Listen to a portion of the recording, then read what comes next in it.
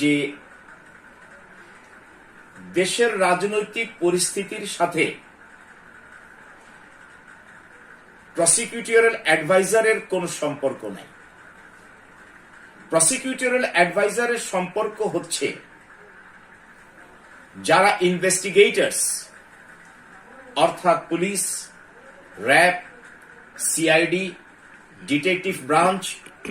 মাদকদ্রব্যের কর্মকর্তারা, কিংবা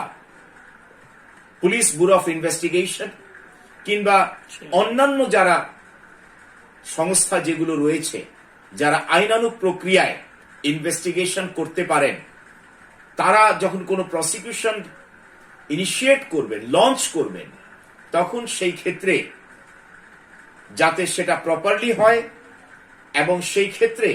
যেন আইনের কোনো ব্যত্যয় না ঘটে। উদাহরণস্বরূপ,